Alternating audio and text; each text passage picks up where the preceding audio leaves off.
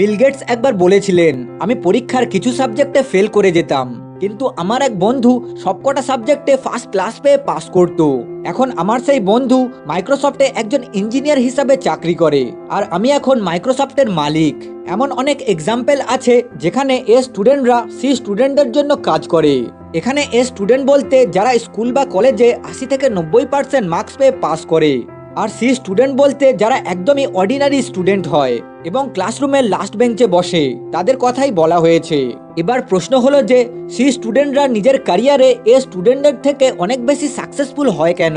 সেটাই আজ আমি এই ভিডিওতে রবার্ট কিওসাকির লেখা why C students work for a students বইটি থেকে বলবো। তো চলুন শুরু করা যাক। Point number 1, fault of education system. আমাদের এডুকেশন সিস্টেমে অর্থাৎ স্কুল বা কলেজে আমাদেরকে ইতিহাস, ভূগোল, পরিবেশ ইত্যাদি বিষয়ে শেখানো হয়, যেগুলোর মধ্যে বেশিরভাগ আমাদের রিয়েল লাইফে কোনো কাজেই আসে না। কিন্তু জীবনে চলার জন্য সব থেকে বেশি জরুরি যেটা, সেই টাকার সম্বন্ধে কোনো কিছুই শেখানো হয় না। আমাদের এডুকেশন সিস্টেমের প্রধান লক্ষ্য হলো একটা ভালো কর্মচারী তৈরি করা, তাই ফাইন্যান্সিয়াল এডুকেশনের বেসিক টুকুও আমাদেরকে কোথাও শেখানো হয় না। কিন্তু তার পরিবর্তে কিছু খারাপ বিলিভস আমাদের এডুকেশন সিস্টেমের দ্বারা আমাদের মধ্যে ইনস্টল করে দেওয়া হয়, যার উপযুক্ত এক্সাম্পল হলো পয়েন্ট নাম্বার 2 আর point number 4। So point number 2, money makes you bad person. Robert Kiyosaki বলেন যে আমাদের স্কুলে শেখানো হতো যে টাকা খারাপ জিনিস, টাকা আমাদেরকে খারাপ করে দেয়। হ্যাঁ, সত্যিই কিছু কিছু লোক আছে যাদের কাছে টাকা আসলে তারা খারাপ হয়ে যায় আর খারাপ কাজ করে, কিন্তু এমনও অনেক লোক আছে যারা টাকা পেলে নিজের কমিউনিটিকে হেল্প করে, নিজের ফ্যামিলি ও ফ্রেন্ডসদেরকে আরো বেশি বেশি করে সাহায্য করে। টাকা মানে হলো পাওয়ার।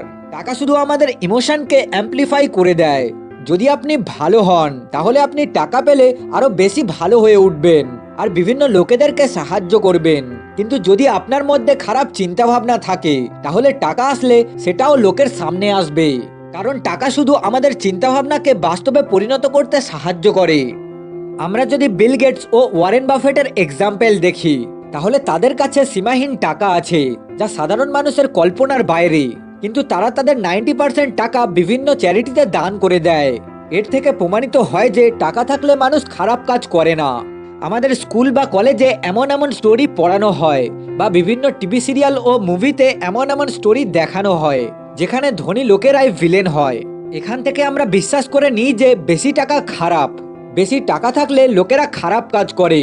কিন্তু সেই জায়গায় যদি আপনার মধ্যে লোকের সাহায্য করার মেন্টালিটি থাকে, তাহলে আপনার কাছে টাকা আসলে আপনি লোকেদেরকে সাহায্য করার জন্য এগিয়ে যাবেন।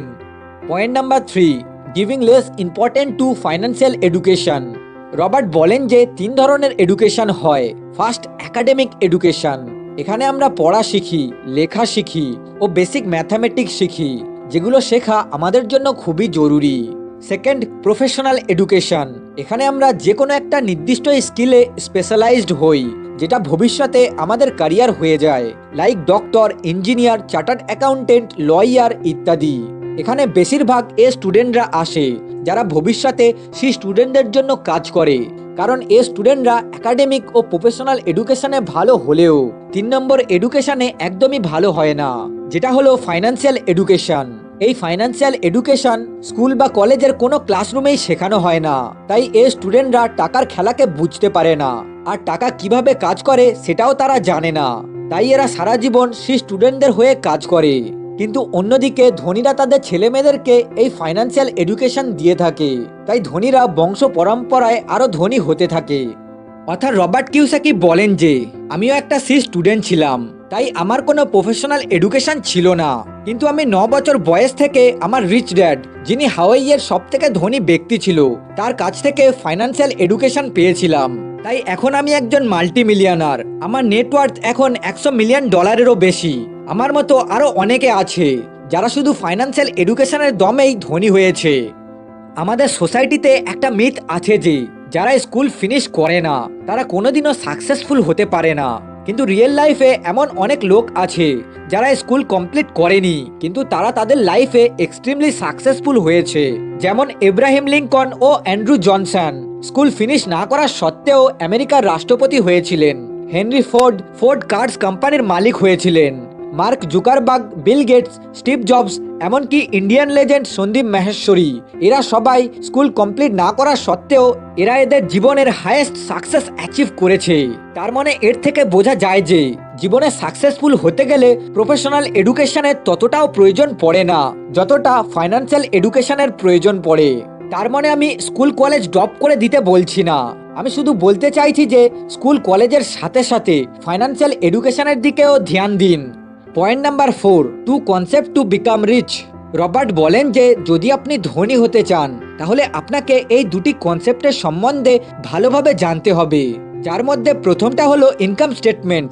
যখন একটা সাধারণ লোক মান্থলি হিসাব করে তখন সে শুধু তার ইনকাম ও খরচাকে ক্যালকুলেট করে, কিন্তু একটা ফাইন্যান্সিয়ালি এডুকেটেড লোক নিজের মান্থলি স্টেটমেন্টে 4টি কলাম তৈরি করে: ইনকাম, এক্সপেন্স, অ্যাসেটস ও লাইবিলিটিজ।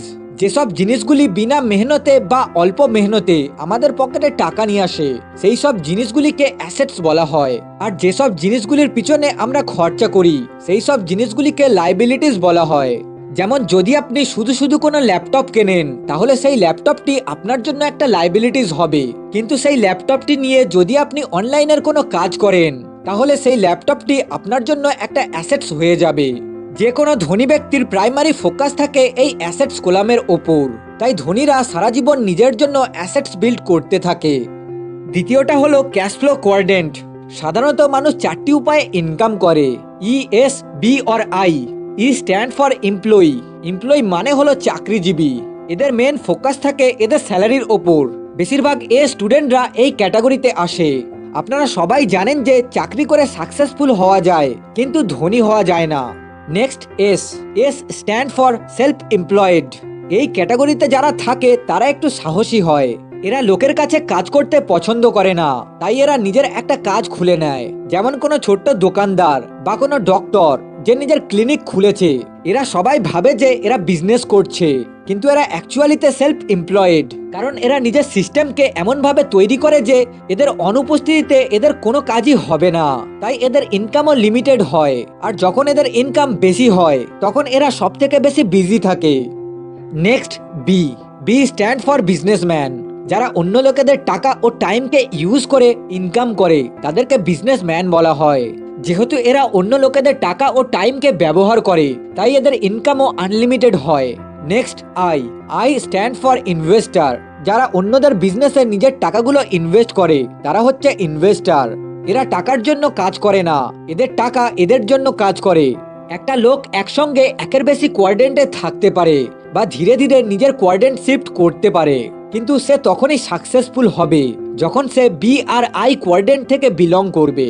এই ক্যাশফ্লো কোয়াড্রেন্টের সম্বন্ধে আর কিছু বলবো না, কারণ এই বিষয়ে অলরেডি একটা ডিটেইলড ভিডিও এই চ্যানেলে বানানো আছে, যার লিংক ভিডিও ডেসক্রিপশনে দিয়ে দেব, ওখান থেকে গিয়ে দেখে নেবেন। Point number 5, it is better to be little good at many things than to be very good at one things. মানে একটা জিনিসে ভীষণভাবে পারদর্শী হওয়ার থেকে অনেক জিনিসে অল্প অল্প পারদর্শী হওয়াটা অনেক ভালো।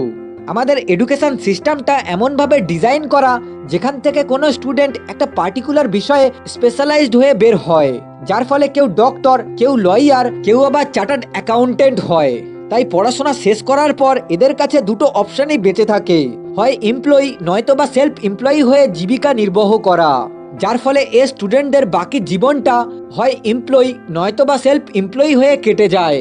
কিন্তু সেই স্টুডেন্টরা কোনো একটা পার্টিকুলার বিষয়ে স্পেশালাইজড না হয়ে বরং সেটার বাইরেও লাইফের সমস্ত দিকে অল্প অল্প করে পারদর্শী হয়ে ওঠে, যার ফলে এরা নিজের লাইফের সমস্ত প্রবলেমের সলিউশন খুঁজে পায় আর এরা নিজের জীবনে খুব সহজেই সাকসেসফুল হয়ে ওঠে। এই কথাগুলো আমি রবার্ট টি কিওসাকির লেখা why A student work for C students বইটি থেকে বলেছি।